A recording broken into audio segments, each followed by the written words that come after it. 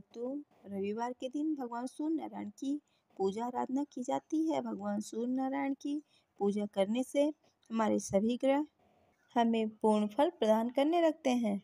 सूर्य ग्रह एक ऐसे देवता हैं जो हमें साक्षात दर्शन देते हैं। रविवार को भगवान सूर्य नारायण का आशीर्वाद पाने के लिए हमें भगवान सूर्य नारायण के मंत्रों का जाप अवश्य ही कर लेना चाहिए। सूर्य नारायण एक ऐसे देवता हैं जो हमें साक्षात दर्शन देते हैं। हम उनसे साक्षात अपनी मन की बातें कह सकते हैं। भगवान सूर्य नारायण हमारी मनोकामना अवश्य ही पूरी करते हैं। जो भी व्यक्ति सुबह सूर्य उदय के समय भगवान सूर्य नारायण के दर्शन करता है, उनके मंत्रों का जाप करता है, सूर्य नारायण उसकी मनोकामना अवश्य ही पूरी कर देते हैं।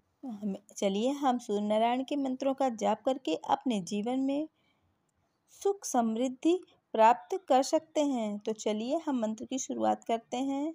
लेकिन उससे पहले दोस्तों, अगर आप मेरे चैनल पर नए हैं तो मेरे चैनल को सब्सक्राइब कीजिए, वीडियो को लाइक कीजिए, कमेंट कीजिए, शेयर कीजिए। तो चलिए मंत्र की शुरुआत। त्वं सूर्यं जगन्नाथं ज्ञान विज्ञान मोक्षदं महापापहरं देवं तं सूर्य प्रणमाम्यहम्। त्वं सूर्यं जगन्नाथं ज्ञान विज्ञान मोक्षदं महापापहरं देवं तं सूर्य प्रणमाम्यहम्। त्वं सूर्यं जगन्नाथं ज्ञान विज्ञान मोक्षदं महापापहरं देवं तं सूर्य प्रणमाम्यहम्। त्वं सूर्यं जगन्नाथं ज्ञान विज्ञान मोक्षदं महापापहरं देवं तं सूर्य प्रणमाम्यहम्। त्वं सूर्यं जगन्नाथं ज्ञान विज्ञान मोक्षदं महापापहरं देवं तं सूर्य प्रणमाम्यहम्।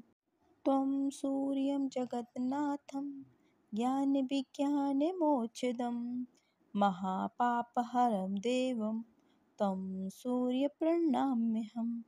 त्वं सूर्यं जगन्नाथं ज्ञान विज्ञान मोक्षदं महापापहरं देवं तं सूर्य प्रणमाम्यहम्।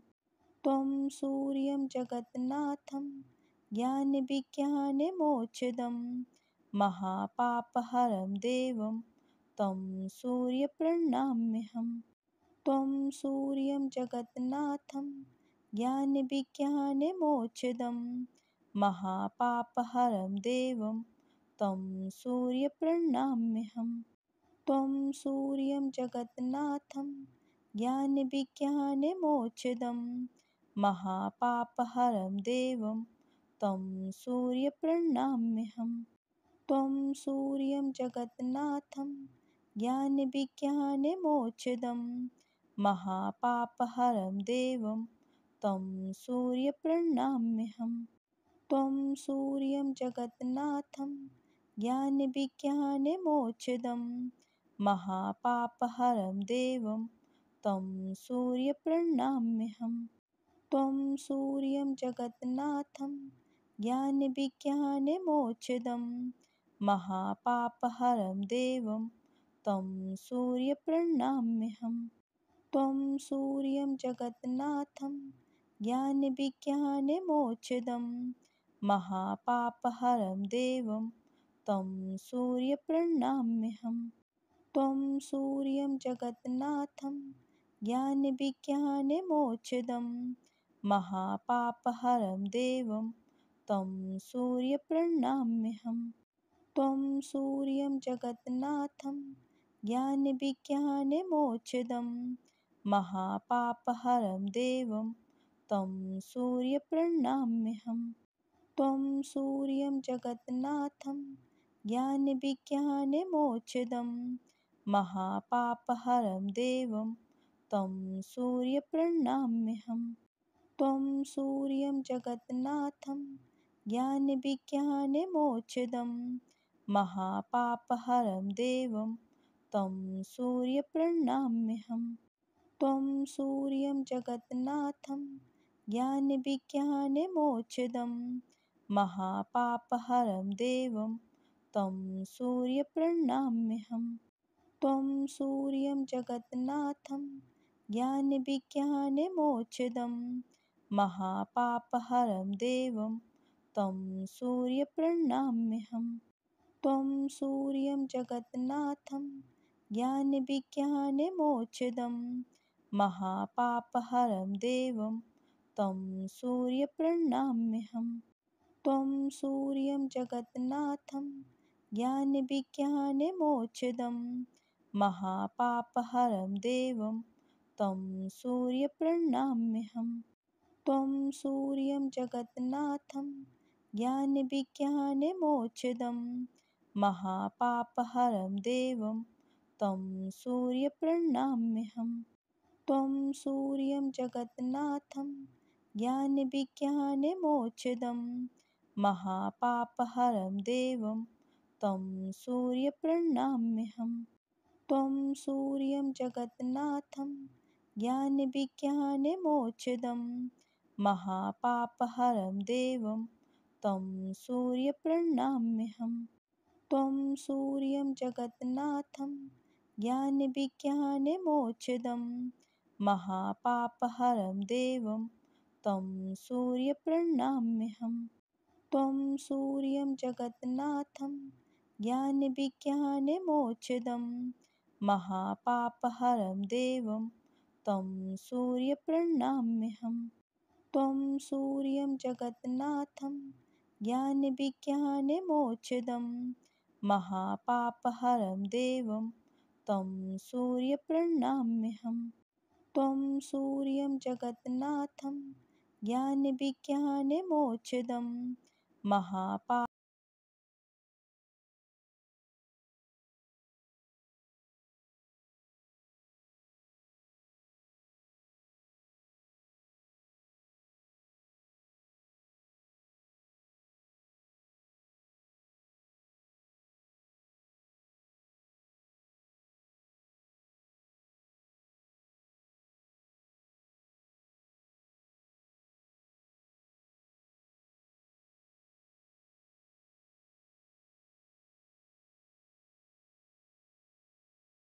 महापापहरं देवं तं सूर्यप्रणमाम्यहम्। त्वं सूर्यं जगन्नाथं ज्ञानविज्ञानमोक्षदं महापापहरं देवं तं सूर्यप्रणमाम्यहम्। त्वं सूर्यं जगन्नाथं ज्ञानविज्ञानमोक्षदं महापापहरं देवं तं सूर्यप्रणमाम्यहम्। त्वं सूर्यं जगन्नाथं ज्ञानविज्ञानमोक्षदं महापापहरं देवं तं सूर्यप्रणमाम्यहम्। त्वं सूर्यं जगन्नाथं ज्ञानविज्ञानमोक्षदं महापापहरं देवं तं सूर्यप्रणमाम्यहम्। त्वं सूर्यं जगन्नाथं ज्ञानविज्ञानमोक्षदं महापापहरं देवं तं सूर्यप्रणमाम्यहम्। त्वं सूर्यं जगन्नाथं ज्ञानविज्ञानमोक्षदं महापापहरं देवं तं सूर्यप्रणमाम्यहम्। त्वं सूर्यं जगन्नाथं ज्ञानविज्ञानमोक्षदं महापापहरं देवं तं सूर्यप्रणमाम्यहम्।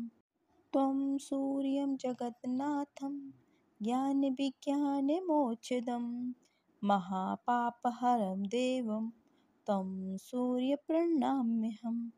त्वं सूर्यं जगन्नाथं ज्ञानविज्ञानमोक्षदं महापापहरं देवं तं सूर्यप्रणमाम्यहम्। त्वं सूर्यं जगन्नाथं ज्ञानविज्ञानमोक्षदं महापापहरं देवं तं सूर्यप्रणमाम्यहम्।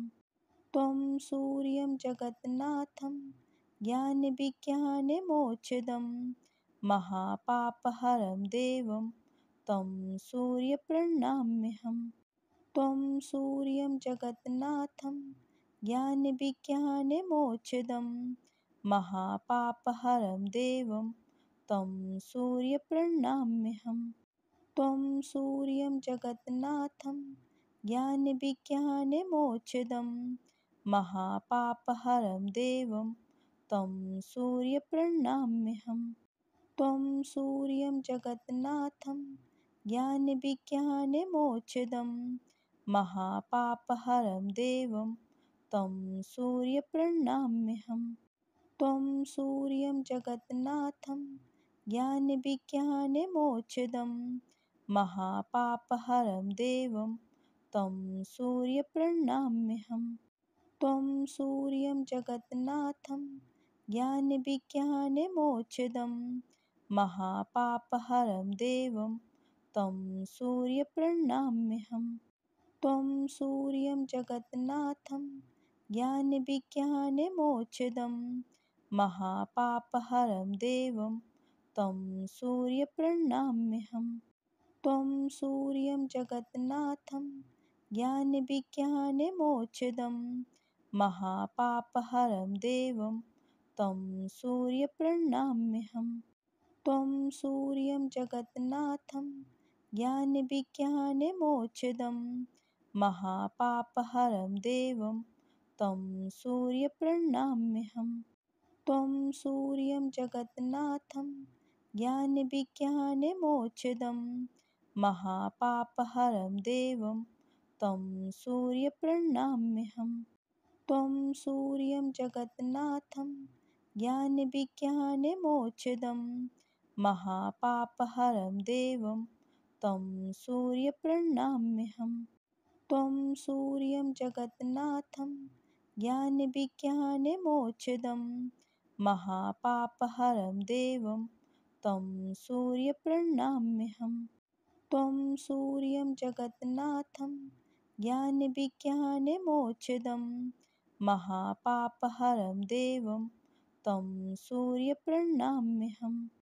त्वं सूर्यं जगन्नाथं ज्ञानविज्ञानमोक्षदं महापापहरं देवं तं सूर्यप्रणमाम्यहम्। त्वं सूर्यं जगन्नाथं ज्ञानविज्ञानमोक्षदं महापापहरं देवं तं सूर्यप्रणमाम्यहम्। त्वं सूर्यं जगन्नाथं ज्ञानविज्ञानमोक्षदं महापापहरं देवं तं सूर्यप्रणमाम्यहम्। त्वं सूर्यं जगन्नाथं ज्ञानविज्ञानमोक्षदं महापापहरं देवं तं सूर्यप्रणमाम्यहम्। त्वं सूर्यं जगन्नाथं ज्ञानविज्ञानमोक्षदं महापापहरं देवं तं सूर्यप्रणमाम्यहम्। त्वं सूर्यं जगन्नाथं ज्ञानविज्ञानमोक्षदं महापापहरं देवं तं सूर्यप्रणमाम्यहम्। त्वं सूर्यं जगन्नाथं ज्ञानविज्ञानमोक्षदं महापापहरं देवं तं सूर्यप्रणमाम्यहम्। त्वं सूर्यं जगन्नाथं ज्ञानविज्ञानमोक्षदं महापापहरं देवं तं सूर्यप्रणमाम्यहम्। त्वं सूर्यं जगन्नाथं ज्ञानविज्ञानमोक्षदं महापापहरं देवं तं सूर्यप्रणमाम्यहम्। त्वं सूर्यं जगन्नाथं ज्ञानविज्ञानमोक्षदं महापापहरं देवं तं सूर्यप्रणमाम्यहम्। त्वं सूर्यं जगन्नाथं ज्ञानविज्ञानमोक्षदं महापापहरं देवं तं सूर्यप्रणमाम्यहम्। त्वं सूर्यं जगन्नाथं ज्ञानविज्ञानमोक्षदं महापापहरं देवं तं सूर्यप्रणमाम्यहम्। त्वं सूर्यं जगन्नाथं ज्ञानविज्ञानमोक्षदं महापापहरं देवं तं सूर्यप्रणमाम्यहम्। त्वं सूर्यं जगन्नाथं ज्ञानविज्ञानमोक्षदं महापापहरं देवं तं सूर्यप्रणमाम्यहम्। त्वं सूर्यं जगन्नाथं ज्ञानविज्ञानमोक्षदं महापापहरं देवं तं सूर्यप्रणमाम्यहम्। त्वं सूर्यं जगन्नाथं ज्ञानविज्ञानमोक्षदं महापापहरं देवं तं सूर्यप्रणमाम्यहम्। त्वं सूर्यं जगन्नाथं ज्ञानविज्ञानमोक्षदं महापापहरं देवं तं सूर्यप्रणमाम्यहम्। त्वं सूर्यं जगन्नाथं ज्ञानविज्ञानमोक्षदं महापापहरं देवं तं सूर्यप्रणमाम्यहम्। त्वं सूर्यं जगन्नाथं ज्ञानविज्ञानमोक्षदं महापापहरं देवं तं सूर्यप्रणमाम्यहम्। त्वं सूर्यं जगन्नाथं ज्ञानविज्ञानमोक्षदं महापापहरं देवं तं सूर्यप्रणमाम्यहम्। त्वं सूर्यं जगन्नाथं ज्ञानविज्ञानमोक्षदं महापापहरं देवं तं सूर्यप्रणमाम्यहम्। त्वं सूर्यं जगन्नाथं ज्ञानविज्ञानमोक्षदं महापापहरं देवं तं सूर्यप्रणमाम्यहम्। त्वं सूर्यं जगन्नाथं ज्ञानविज्ञानमोक्षदं महापापहरं देवं तं सूर्यप्रणमाम्यहम्। त्वं सूर्यं जगन्नाथं ज्ञानविज्ञानमोक्षदं महापापहरं देवं तं सूर्यप्रणमाम्यहम्। त्वं सूर्यं जगन्नाथं ज्ञानविज्ञानमोक्षदं महापापहरं देवं तं सूर्यप्रणमाम्यहम्। त्वं सूर्यं जगन्नाथं ज्ञानविज्ञानमोक्षदं महापापहरं देवं तं सूर्यप्रणमाम्यहम्। त्वं सूर्यं जगन्नाथं ज्ञानविज्ञानमोक्षदं महापापहरं देवं तं सूर्यप्रणमाम्यहम्। त्वं सूर्यं जगन्नाथं ज्ञानविज्ञानमोक्षदं महापापहरं देवं तं सूर्यप्रणमाम्यहम्।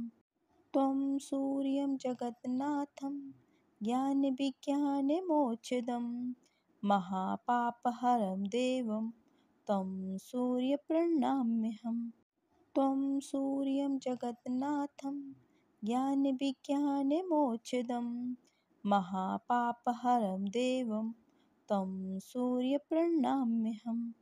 त्वं सूर्यं जगन्नाथं ज्ञानविज्ञानमोक्षदं महापापहरं देवं तं सूर्यप्रणमाम्यहम्।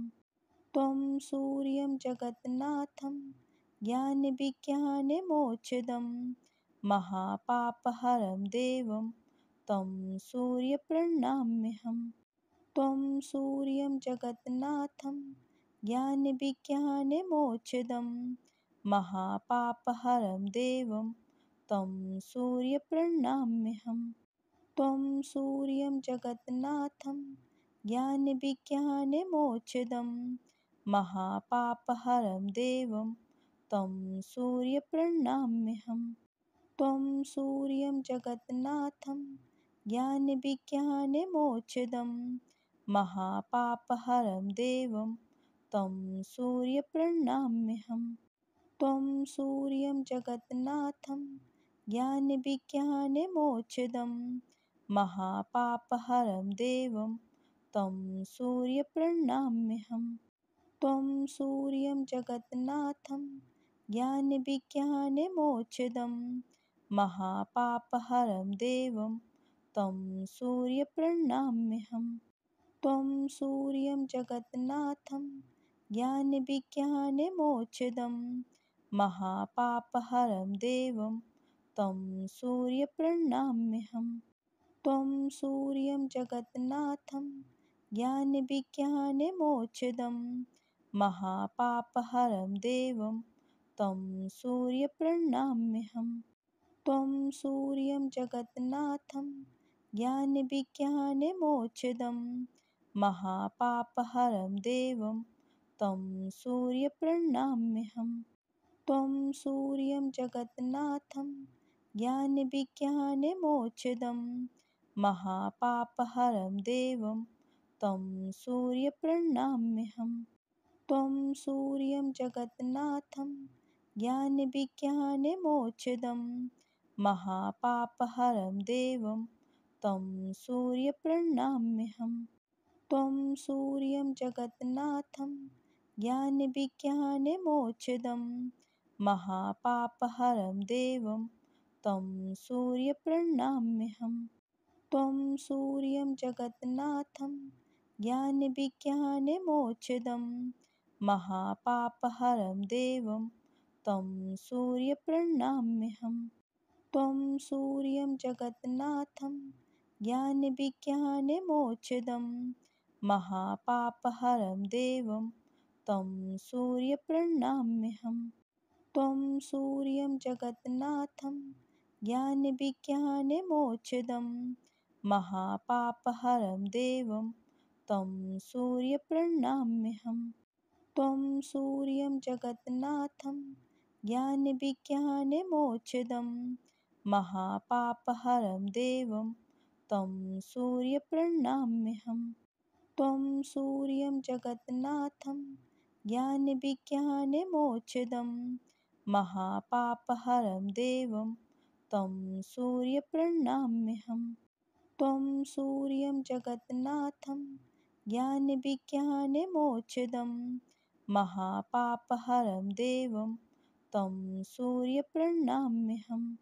त्वं सूर्यं जगन्नाथं ज्ञानविज्ञानमोक्षदं महापापहरं देवं तं सूर्यप्रणमाम्यहम्।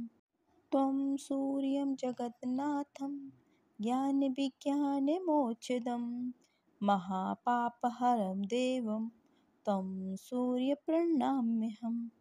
त्वं सूर्यं जगन्नाथं ज्ञानविज्ञानमोक्षदं महापापहरं देवं तं सूर्यप्रणमाम्यहम्।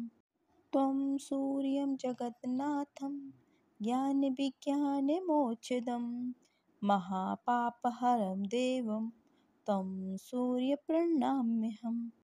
त्वं सूर्यं जगन्नाथं ज्ञानविज्ञानमोक्षदं महापापहरं देवं तं सूर्यप्रणमाम्यहम्।